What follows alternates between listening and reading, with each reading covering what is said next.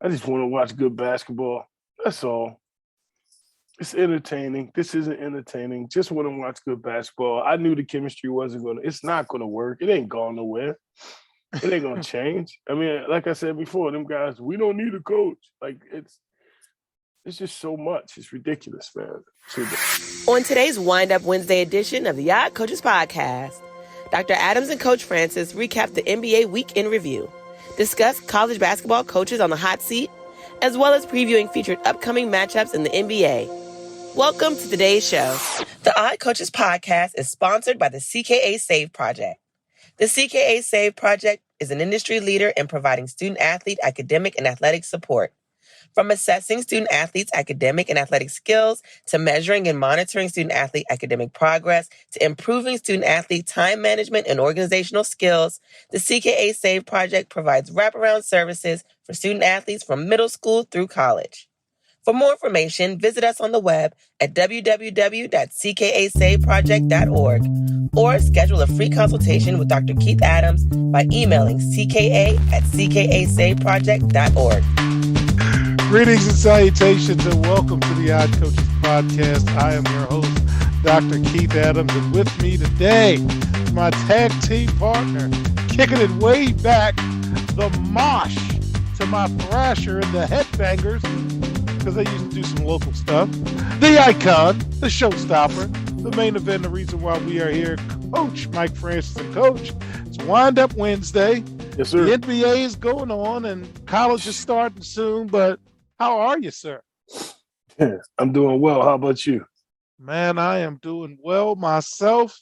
We've got bright lights. We've got big city. We got blue tape behind because they're going to be floating shelves. So I'm going to be putting stuff in and out. And man, it's 2 years coming, but we'll be there. But fans, on today's Wind Up Wednesday episode, segment 1, we're going to do NBA stories of the week, stories that caught my eye, give my partner's reaction to it. Segment 2, we're going to talk some college coaching. It's hard being a coach, man. So we're going to talk about some things going on with coaches. And in segment 3, we're going to do the NBA week ahead. And we're going to try to do this so we can follow and anticipate, because we're not deep diving into the NBA yet. But as we get ready for it, this is going to be the best way for us to do it. I think you'll be entertained by that. But Mike, I'm a social studies teacher by trade. It is the thing I wanted to do more than anything, including coaching. And as I will tell my government class when we talk about the Bill of Rights, although you have freedom of speech, you do not have freedom from response. Brooklyn Nets owner Joe Tsai issued a statement condemning guard Kyrie Irving's decision to promote an anti-Semitic film and book on his social media accounts. He said he's disappointed in Kyrie appears to support a film based on a book full of anti-Semitic disinformation. I want to sit down and make sure he understands that this is hurtful to all of us. And as a man of faith, it is wrong to promote hate based on religion, ethnicity, or religion. Rolling Stone magazine reported that Kyrie Irving promoted a film called Hebrews to Negroes, Wake Up Black America, that, as the magazine points out, is stuffed with anti-Semitic tropes. Kyrie did respond. So here's Kyrie's response, Mike, and I don't know if you've seen it or not. I don't see anything Kyrie related. You know that. Speaking for the first time since he posted about the movie, Irvin made it clear that he's not going to, quote, stand down on what he believed, in spite of Nets owner Joe Tsai and the NBA both releasing statements condemning Irvin's decision. Kyrie Irving said, "I am not here to argue over a person or a culture or a religion and what they believe." He said, "Nah, that is what's here. It's on a public platform. Did I do anything illegal? Did I hurt anybody? Did I harm anybody? Am I going out saying that I hate one specific group of people?" So out of all of the judgment that people got for me posting without talking to me, and then I respect what Joe said, but there has a lot to do with not ego or pride of how proud I am to be of African heritage, but also to be living as a free Black man here in America and knowing the historical complexities that got me here. So I'm not going to stand down on anything I believe in. I'm only going to get stronger because I'm not alone. I have a whole army around me, quote unquote. That was Kyrie's response to what was said. Mike, before we go on the court, any thoughts? And I'm tiptoeing off the court. Do you have any response to the situation? Always something with this guy. I'm telling you, I just can't. I can't. It's always something. Like, when is he just going to play basketball? And I'm not saying shut up and dribble. Don't go there. I know. I'm just saying, yes, I believe in standing up for our people. I'm glad if he genuinely wants to do that. That makes sense. But with given everything else that's on his resume, on his jacket, it's just something else to do that. And being in the NBA, I would think the last place you would want to make these comments is being a player in the NBA, because we all know the makeup of the NBA as far as owners and everyone. So I just don't know if it was a wise decision to carry it out like he did. I'm not going to say timing. Could have did in the offseason. I know things ain't happening in the offseason, but he's putting himself in the corner. I'm just going to say that. He continues to paint himself in the corner. Well, Mike, we're going to go directly on the court because, as my partner has affectionately said, and as I've talked about, it's hard enough to game plan, prepare, travel, and so forth. So I will let his comments be his comments. But on the court, the Brooklyn Nets recently held a players-only meeting after another Too loss. early. Motherfuckers got 5 games. So at the time of this taping, folks, the Nets are 1-5. And last week, Coach Nash gave a lot of positive energy to Ben Simmons and talked about how he's dealt with adversity. What happened if we don't need a coach? Here's Steve Nash's quote about the players-only meeting and so far the recent troubles of the Nets. It was a disaster in terms of the Nets losing again, this time to the Indiana Pacers. We've got to make a bigger commitment, and it's got to mean more, and we got to care more. Kevin Durant said it was a itty night, rhymes with hit, as Steve Austin said to Bret Hart. It was a night. Excuse my language. It was a bad night. We're pissed. We enjoy basketball. We like to win, though. So, of course, when we lose the games, it's going to be a somber mood in the locker room, but it will change once we start playing some good basketball. We've got a lot of basketball to be played ahead of us. So the signs of the meeting were apparent to the media because Nash usually speaks to the media for a few minutes after the game ends, and he was delayed getting to the news conference. The Nets locker room, which is usually open right after Nash finishes speaking, was closed long after Nash's news conference was completed. Once the locker room finally opened, the mood was somber as players dressed quietly in front of their lockers, stalls, and headed out Barclays. Mike, any thoughts about the on-court product with the Nets, because you were not a fan of them going into the season? It's so much. It's ridiculous. I just want to watch good basketball. That's all. It's entertaining. This isn't entertaining. Just want to watch good basketball. I knew the chemistry wasn't going to – it's not going to work. It ain't going nowhere. It ain't going to change. I mean, like I said before, them guys, we don't need a coach. Like, it's just so much. It's ridiculous, man. It's ridiculous. Yeah, that's going to be a long year for them, and oh my God, I should have taken the under. I'm sorry about that. But I told you that. Did I not say that? You did say that. You said it. Crazy, man. All right. So, fans, speaking of entertaining basketball or not entertaining basketball, the Los Angeles Lakers are going to bring Russell Westbrook off the bench, and will continue to feature him in a reserve role for the foreseeable future. Yeah, horrible. Coming off the bench, broke Westbrook's streak of over 1,000 games as a starter, third longest active streak. I thought you was going to say broke a record of 1,000 games with a brick. He had 1,007 consecutive straight starting appearances, which was the third longest active streak behind Chris Paul and LeBron James. Mike, you are a Lakers fan. Mhm. This is not good. And again, fans, at the time of this taping, the Lakers are the only winless team left in the NBA. Any thoughts before we continue on with the segment, sir? On to the next. On to the next. I'm not dealing with the Nets, and that's a Jay-Z song, just so you know. I'm going to quote Jay-Z for the Brooklyn Nets. It could have been a Danny song. I know like maybe 5 Jay-Z songs. I can't lie. Who's sorry. Danny? Exactly. All right. So for the love of money, Mike, we talked about this with the That's another CBA song, coming too. up. Duly noted. Did you know 1999 turned 40 this year? Yeah! Stop. Stop. You know what's on my playlist on a regular basis. Oh, And my anybody God. who's been in my car, I can hear Fowler now. Oh God. Here he go again.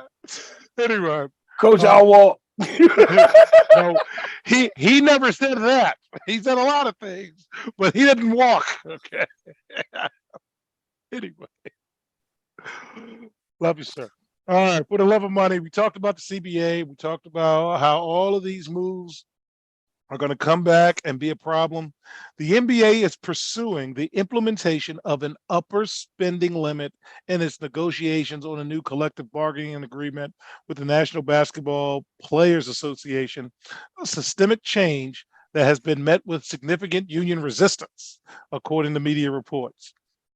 In the wake of large market contenders, Golden State, Brooklyn, and the Clippers running up massive payrolls and luxury tax penalties, the NBA is proposing a system that would replace the luxury tax with a hard limit that teams could not exceed to pay salaries.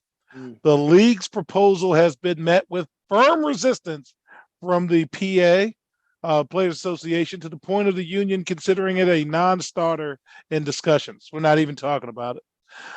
Now, in negotiations, sides often use the early parts of negotiations to throw out stuff, see what sticks to the wall. Mm-hmm. I don't think a hard cap is coming to the NBA, especially with this bounty full of money coming in. But Mike, what do you think about the owners' positioning? They're trying to get to the point where they strike first blow. That's all it's about. To get the thought going. I can understand them trying to set a precedent, or at least let the players know that they would like to show some resistance to it. That's all. It's business. It's business. Okay. Inbounds or out of bounds? Golden State Warriors guard Klay Thompson was a little salty at Charles Barkley, and recently in a post-game press conference mentioned that Charles Barkley had some things to say and he wanted to respond to them. Charles Barkley said that Klay Thompson's play was slipping and that he's not the same guy following back-to-back ACL and Achilles injuries. Thompson did not appear to appreciate the comments from Barkley and implored him to try a little empathy while he continues to recover. On my end, they won titles. And ACLs and Achilles will definitely have an effect, but Klay's still putting them things up and playing at a high level. Any thoughts? Was Barkley's comments inbounds or out of bounds in your opinion, sir? Isn't he supposed to comment on his play? He is a commentator. That's what he's paid for. All right. All right. Mm-hmm. Well, Mike, on this one, we found out what was missing, and this is what we're going to end the segment with. So earlier in the week, the San Antonio Spurs waived guard Joshua Primo. Spurs coach Greg Popovich declined to offer an explanation for the team's decision, nor did the team's official statement offer any clarity. This was a surprise because Primo was the 12th overall pick in the 2021 draft, and his numbers, although they haven't been anything to write home about, they did pick up his third-year option 2 weeks ago meaning his contract has been guaranteed for this season at $4.1 million and next season for $4.3 million. And he can now be claimed on waivers.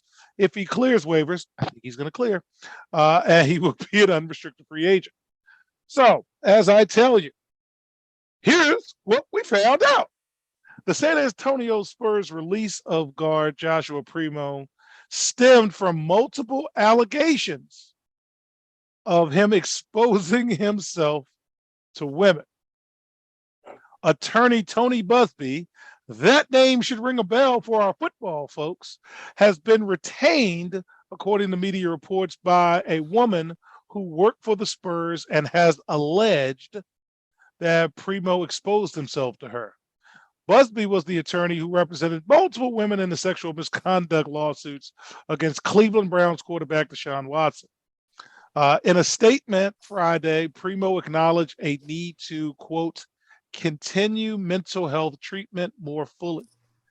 He also said, I know you are all surprised by my release.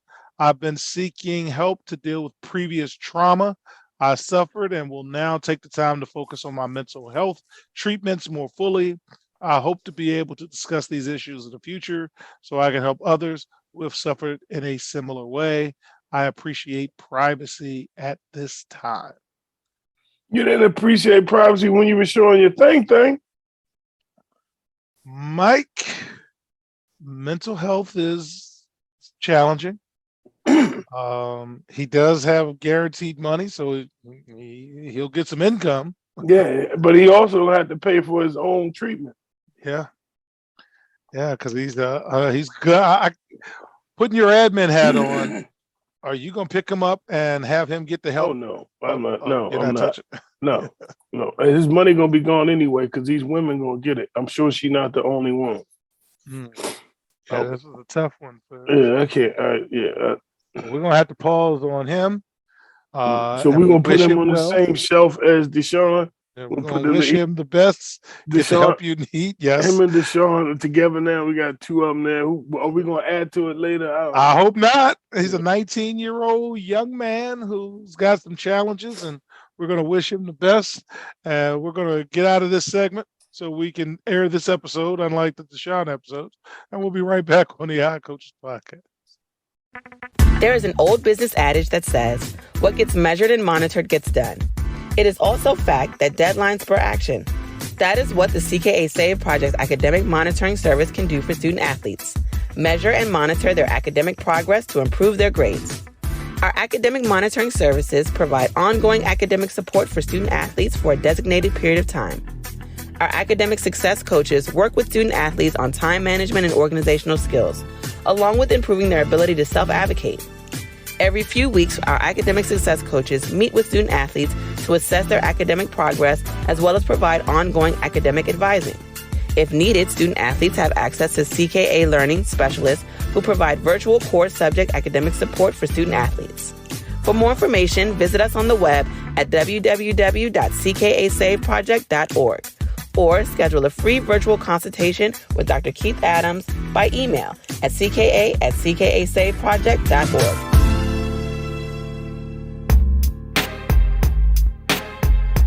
Welcome back to the Odd Coaches Podcast, and there's never a bad time to reset the 5 heartbeats. Shout out to my brother Rick. In segment 2, we're going to ask Mike some questions about some coaching and get his thoughts. So the first one, Mike, is this too early? 7 months after leading the North Carolina Tar Heels to the Final Four in his debut season, Hubert Davis agreed to a new 6-year contract worth $16.7 million, according to the university. Davis's new deal, which he signed in August, is stated to run through 27-28 and play him close to $2.8 million annually. He ain't no football coach, buddy. Davis had a contract worth 5 years, $10 million, and now he got a raise. He made it all the way to the finals before losing to Kansas. Is this too early, or let's lock this guy up now? What do you think, sir? I think they want to lock him up now because if they don't, with all these openings in the near future, it could be an issue. It could be an issue, definitely. So I think it's good. All right. I think it's good for him. He deserves it. He took North Carolina somewhere they haven't been in quite some time, I believe. Yeah, quite So some time.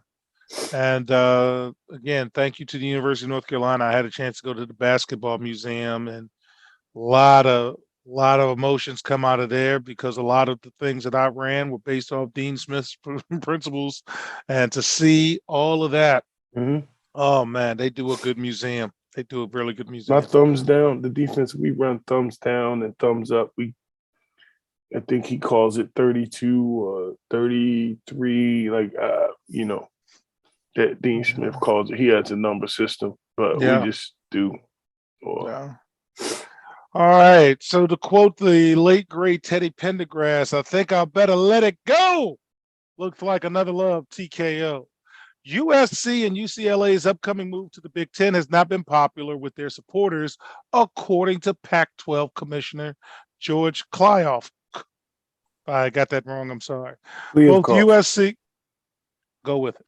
USC and UCLA will become full members of the Big Ten in 2024 after an offseason move that changed the structure of college sports. During Pac-12's media day, the commissioner mentioned that he's spoken to more than 100 people connected to both programs, including players and coaches, and the consensus has been against the move to the Big Ten. I think saying hundreds would be an exaggeration. Dozens more than 100, he said. And I have yet to talk to anyone in UCLA and USC who's in favor of the move. His comments continue to follow the promotion of the Pac-12's future without USC and UCLA. Last month, the commissioner sent a letter to the University of California system talking about UCLA's move to the Big Ten would create financial challenges for the Bruins. He reiterated those claims at Pac-12 Media Day without providing specific numbers. Mike, love TKO. Should he let it go? I would let it go. You would let it go? Yeah, I would. I mean, what's going to change? It'll change because, Mike, here are the real numbers. According to reports, UCLA will reap an 8-figure gain annually when it joins the Big Ten. 8 figures, not 7, 8 figures. Okay. So, yeah, that plays for a lot of plane tickets. Yeah, I do. All right. So, again, your boy Lee gonna get it done out there. That boy's going to be partying out there, so. So, the coaches at the Pac-12 Media Day had 2 different opinions. Oregon's men's basketball coach Dana Altman said he was, quote, disappointed by USC and UCLA leaving the Pac-12, noting that the Los Angeles market has been important for recruiting and the league's overall prominence. There's no way to sugarcoat it, Altman said. It's not good for our league, but we'll survive. We got 10 good teams. It's our challenge to improve. So that's Dana Altman from Oregon. True. Mick Cronin, go ahead. Oregon ain't going nowhere anyway. Like, who asked him? Like, when the last time they've been relevant? Pac-12 Media Day. So these are the questions. All right. So Mick Cronin, who guides the UCLA men's basketball team, he said he's not interested in discussing the Big Ten move because he wants his current team to get the attention. Everybody today should be talking about our players and all these kids who are working hard because it's about the kids. So if you're Mick Cronin, are you following that model saying, let's just talk about today and not worry about tomorrow? The decision ain't up to him, so I wouldn't talk about it. That's something they got to talk to, the athletic directors and the powers that be. And it's not just basketball that they're moving, correct? It's all the sports. All the sports. Right. So why are you going to ask the basketball coach? Well, I am sure the Pac-12 is happy anybody's talking about the Pac-12 because they need to increase relevancy and they got to sneak into one of our segments. So yeah, but this is them. It should be about his current team. He's right. Let's not give the attention to something that's down the road. Let's worry about what we're doing now. Media Day is about today. This is not a press conference about conference realignment. Yes, look at Mike. That's the coach. There you go. Hello, admin sneak in there. I love it. All right, so it begins. Steve Mazzello is no longer the coach at Manhattan, the school announced last week. Specifics of why he was terminated after 11 seasons weren't made clear. I'm looking at the calendar, Mike. This is October, and I they was got gonna rid of say their the season basketball just coach. started. Okay. So here's what the speculation Something is. happened. His contract was set to expire this season, and sources told media outlets that a fractured relationship with the athletic director, Marianne Riley, played a major factor in this decision. So Rashawn Stores, who played for Masello at Manhattan, will take over as interim coach for the season. And here is the quote from the AD. We thank Coach Masello for his service and wish him well as we look to building successful teams for the future. And with recruiting season beginning soon, Coach Masello's contract ending in April of 2023, we determined that it was the right time to begin rebuilding from top down. What say you, sir? This is bad management. This is definitely bad management. You don't get rid of your coach in the beginning of the season. Like you literally you're in the middle of getting into preparation. You've did all your scheduling. You've done your meetings. You've gone through all of this, and now you wish to remove him. You know what I mean? Good luck to Manhattan this season. It's not going to, I mean, it's It's- almost like he's grown, maybe he's grown a little too big for for that school. You know that happens, right? Oh, yeah. You know, you get a little too big for the school that you're at, and like maybe his expectations or his wants become a little bit more than what, you know, they want and they want to see. And I don't want to. Yeah. So, I'm okay. going to leave it at that because. Yeah. All right. So, fans, as we do our college basketball preview, I have grown to really like what CBS Sports does with their web coverage of all of the sports. They always have some interesting little nuggets. And one of the nuggets that they have were coaches on the hot seat entering the season. And Mike's an educator. Mike's a teacher. Mike's a coach. I'm an educator. I'm a teacher. I'm a coach.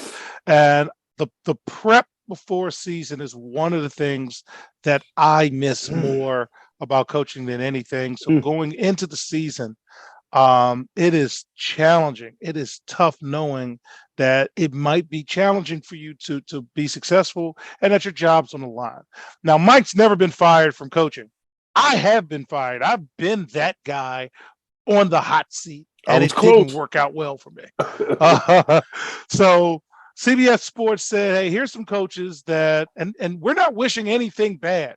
We try to do informational and informative sports commentary with no noise. We don't like noise. And I like that our audience doesn't like noise, man. We crack our jokes and all, and you know, Father's Day and Karl Malone, we're gonna sneak some jokes in.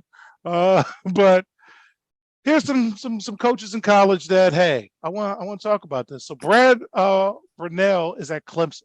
Clemson football used to be an afterthought. And now Clemson football over the last decade has been very well, has done well. But Clemson basketball has not. So this gentleman has been at Clemson for 13 seasons. He's got a 218 and 166 record. So he's won some games, but 3 tournament appearances in 13 years. Mike, should he be worried with that data? I would. Okay. I mean, I would be worried.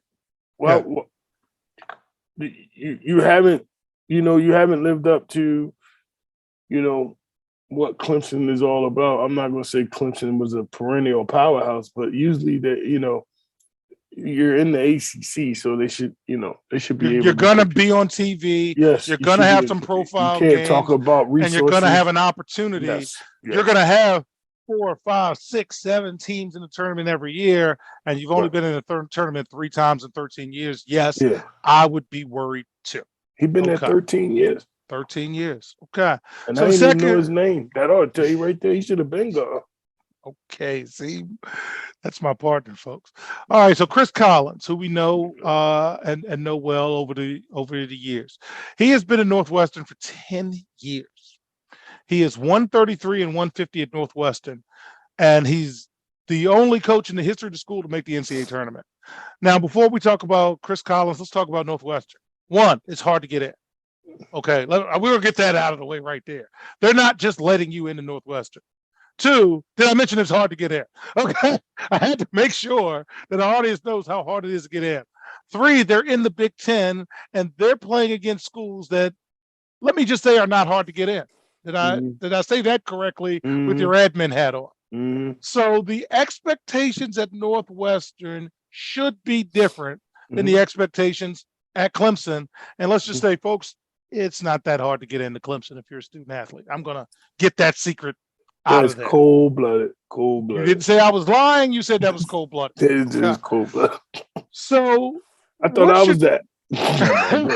I'm still that dude, as we say off air. JJ. Anyway, so how should Northwestern handle Chris Collins? Because it's not like anybody else you bring in. Ain't nobody going do anything. Nope. Ain't nobody else going there. Your expectations too high if you get rid of this guy. You know your academic standards and the things you have to do and the requirements, and they have to be above and beyond other student athletes from other schools, even within your conference. Yes. So leave that man alone. Yes. What you got? You got your standards. You got your standards. Excuse me. So it is what it is. Like every once in a while they might have some good games. You're gonna sell out because there ain't shit else to do up there in the area. So the people gonna come to the game. So leave him alone. Okay. All right. Now this one is near and dear to myself and my partner because we're local. Patrick Ewing at Georgetown. So let's give you the data. He has been at Georgetown. He's entering his 6th season. In 6 seasons, he's 68 and 84. And he's made one NCAA tournament. Where did time go? Should Patrick Ewing worry about losing his job? I know some of the alumni. They love Patrick. There's no talk of moving Patrick. He's a legend, of course, at Georgetown. He brought him their first national championship, and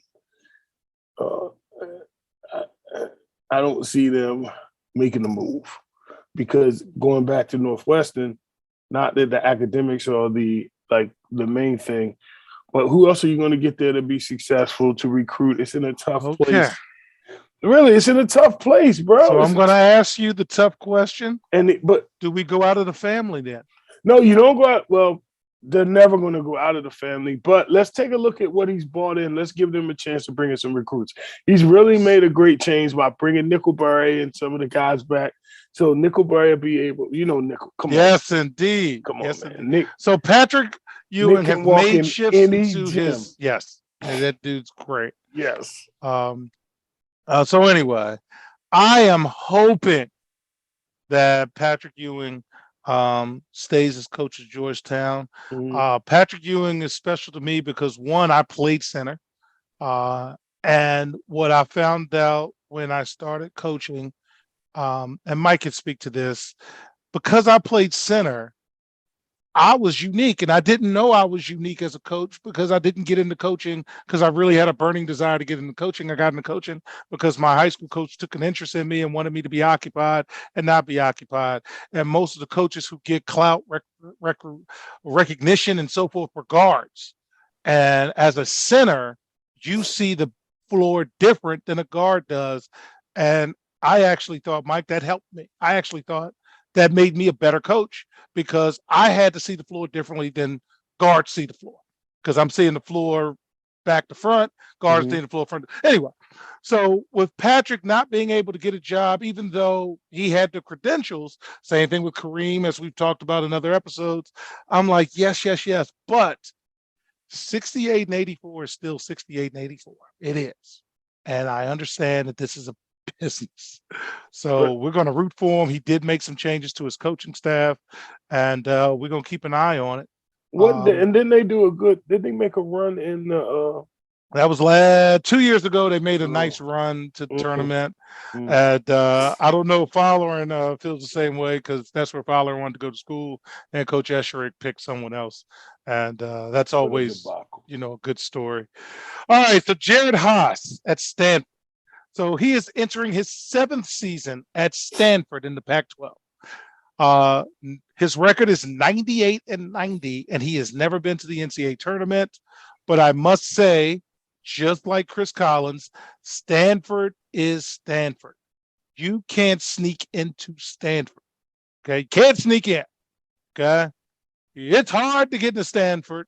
How they do things academically is challenging, and I'm not mad at it. It's just, going in, you're not going to be able to do stuff that other people can do. I worked at Hood College, strong academics, and people would say, Keith, how come you're not recruiting, insert player? No, I can't do that. Can't bring that in. On, no, thank you. So should what? he? To what? Come on. To what? To what? Hey, how many AP classes you taking? Who's AP? What's AP class? Al Pindell. That's what we called it. Stop it. So should Jared Haas about his job? That was a special ed teacher at North County. And they would say, yo, I got AP classes. And the kids go, yeah, Al Pindell. Okay. So should Jared Haas be worried, sir? He's going to be fine. He should not be worried. It's Stanford. He's 98-90. He's got a winning record. As long as he stay above, water, he should be fine. No NCAA tournament appearances. So what? It's USC Stanford. and UCLA. You said yourself. It's Stanford. Stanford is not. It's not women's, because we know women's academically they're going to be fine anyway. All right. Yes. You're not going to recruit.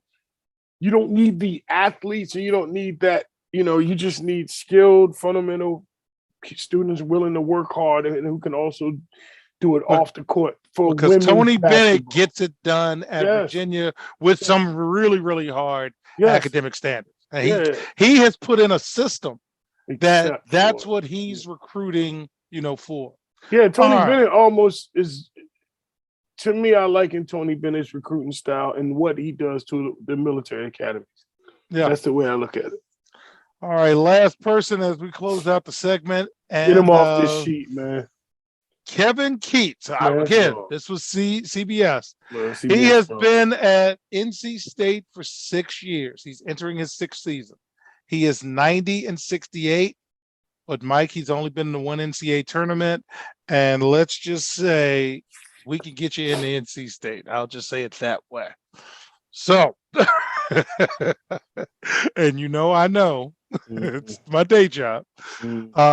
So any thoughts on Kevin Keats? Should he be on this list? But again, going into 6 years, one NCAA tournament. No, he shouldn't. The man is 20-something games over 500. What are we talking about? Okay. We got guys coach a lifetime and don't even make it to one NCAA tournament. Like, come on, man. Keats is a great guy. I remember him at the prep school down in Carolina. I actually coached against him when I was at Essex. We both ended up at a classic. It was a early season classic down in North Carolina. And I think they played for the private school national championship that year, prep school national championship. They beat us by like 8, which to me was like a highlight of my career, to be able to match up against starting 5 at ACC. They had 2 guys going to North Carolina, the shooter, the tall, which I don't even know what happened to the NBA. He was PJ. They had PJ. They had 2 kids who went Virginia Tech, 2 kids going to North Carolina.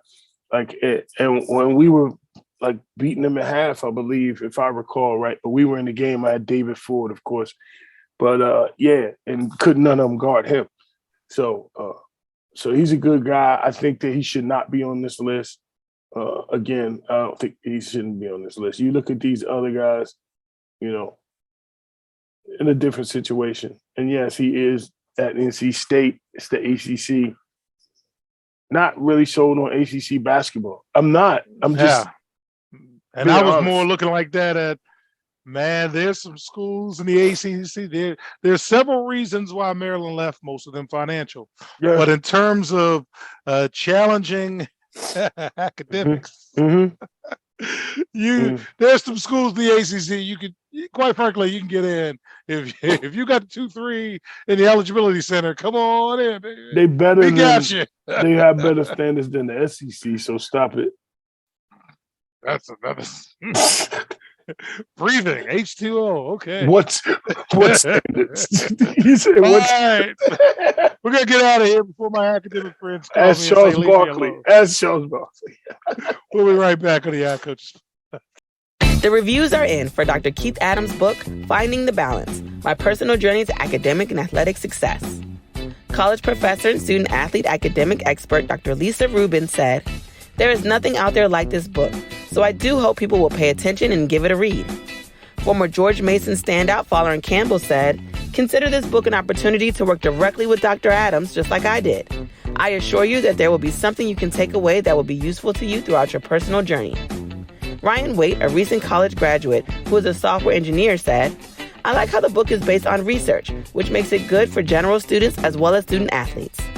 The book serves as both a memoir to Dr. Adams' 30-year academic and athletic career, as well as an instructional guide to assist student athletes, parents, coaches, teachers, and administrators navigate through the challenges of finding a better balance between academic and athletic success. The book includes over 15 personal stories and anecdotes from Dr. Adams, along with numerous former players and colleagues from a variety of sports and endeavors. You can order your copy at www.ckasaveproject.org. From the main page, simply click CKA Save Project Services and order the Find the Balance book. For more information, contact Dr. Keith Adams by email at cka@ckasaveproject.org. Welcome back to the Yacht Coaches Podcast. In segment 3, we're going to try something new. We're going to do the NBA week ahead because this comes out every Wednesday, and there's just a lot going on in the NBA. So, Mike, we're going to break down the Eastern and the Western Conference. At the top right now, at the time of the taping, here are the 3 teams at the top, and let me know if you have any thoughts. The Bucks, the Hawks, and the Cavs are the 3 top teams as we tape today.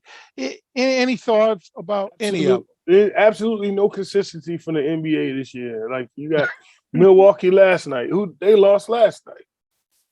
You know, like that, and these teams are losing to teams who are much less teams, man. It's I don't know what's going on. I don't know if they trying to, I just don't know what's going on, but it's hard to see consistency anywhere. No one outside of Boston, outside of Golden State, Phoenix. Atlanta, because Trey plays the same way all the time. Love Trey. Okay. You don't know what you're getting any night. You don't know what you get any night. So I don't know why they bet on the NBA. So crazy. In the middle, in the Eastern Conference, and when I say in the middle, we're talking 7, 8, and 9. That's what I'm talking about in the middle. Toronto, Charlotte, and the 76ers. I'm going to pause on the 76ers. Now, why ain't he on the hot seat? Well, yeah, somebody asked me last night. Our number 1 fan, JJ, said, "Hey, should Doc be on the hot seat?" Hell so yeah. I'm going to ask you, Mike, should Doc be on the hot seat? Hell yeah. Okay. They ain't winning nothing. They ain't winning nothing, and they got talent, and James Harden's in shape and all They of got that. the trade. They got all that going on. What you mean? Yeah, he should be on the hot seat. Should be a damn shame himself. And then race to the bottom. These are the bottom 3 teams in the Eastern Conference. The bottom. Wow. Brooklyn, Detroit, Orlando. They are the bottom 3 teams as of the time of this tape. Brooklyn will stay there. Brooklyn will stay there. I thought Detroit was going to be better. I'm a little disappointed. I expected Orlando to be bad, but I expect Detroit's disappointing. Okay. We're going to shift over to the Western Conference. At the top, Portland, Phoenix, and Utah. No, I'm not in the tank. This is, as the time of this taping, those are the top 3 teams in the West. Any thoughts other than Dame's hurt again? Phoenix will definitely be one of those top 2 teams out there in the Western Conference. Memphis, their inconsistency, that kills me. But hopefully over time they get to that point where, hopefully in December you start to see the consistency. Now let's get to the middle because here's one coming. Right. I got one bet. In the middle, And this is 7, 8, and 9. That's why they're in the middle. Denver, OKC, and New Orleans. Go ahead, sir. Yes, Zion's hurt. Shut up. Wait, Yes, Zion's hurt. Hey, I How's told you. Zion hurt already, I man? told you. I told you. Zion. I told you. I wish Will was on. Where Will at? Oh my I need Will God. in this episode. Yes, hey Will, man. When I talk to you, we gotta see if we get you on the NBA. Yeah, I need Will in this episode. Will got Jiminy Crickets. yeah. Zion's hurt. So, Yeah. fans, after we do the race to the bottom, we'll talk a little bit about the weekly injury report we're going to come off with and see how that works out. So, the last three teams, Houston, Sacramento, and the Los Angeles Lakers, are the bottom three teams in the Western Conference. Mike, before you get to make fun of me about my injury report, any thoughts about any of those bottom three teams? Absolutely disappointed from the Lakers. No, They did this to themselves. Yeah, man. you can't expect like you made no major moves. You bought back. Where's Carmelo? I would have kept Carmelo over Westbrook because I need somebody who can make a shot out of when the pass comes out the double team. You can't tell me you don't put you don't put LeBron on the porch and you can't put Melo in the opposite corner. I don't know what the vision is. So That's crazy. We're going to keep doing this every week, fans, until we really start to care. So here's the injury report. Right now, Zion, he should be back this week. He took a bad fall, and he hurt his right posterior hip, and he had a lower back bruise. He hurt his pinky toe. Again, fans, the injury was a right posterior hip and lower back bruise, so he hurt his tailbone. But he should be back this week, we hope, because we have an unofficial bet with the OCP on. And I think Mike the over-under on how many games he 45, and I got 60. And if he's 46 to 59, it's push. All right, so Kawhi's injured. Okay. He was held out this week because he's experiencing, stop it, stiffness in his surgically repaired right knee. I'm telling you. I'm right so far, bro. And he's missed some games out of precaution. And DeAndre Ayton will miss at least a week because he's got a sprained ankle. So he'll be reevaluated in a week. So, yeah. All right, so some games to watch before we close out. So Friday, November 4th, Brooklyn's coming to town to take on the Wizards. Like to see if the Kyrie stuff's still in the news. So I will check that game out and see if the stuff's still in the news. Also Friday, November 4th, the Bucks take on the T-Wolves. And because of all of the trades, you got to check that out. My guess is 7. But you got to check out the T-Wolves because they traded everything for Rudy Gobert. Again, it's Rudy Gobert. And then Saturday, Boston plays the Knicks and Portland plays Phoenix. So I do want to, see kind of what's going on with those teams. Okay. So, Mike, I don't know between SEC football and everything else you're doing, if you're going to check out any NBA, but those are the games I'm going to try to check out. And Friday, I will spend a little time watching the Nets and the Wizards go at it. I try to budget in my NBA time. So I can, just, and again, that's what I'm using. That's the phrase I'm using, budget in NBA time, because we're not there yet. And I do want to see some colleges. I want to go see Brendan Strawn at GW. I like to sit in on a practice. Hey, Brendan. I know I need to get out to Mason and spend some time out there. Dwayne Simpkins is out there as well. Good to always talk to Dwayne. And with Kimmy.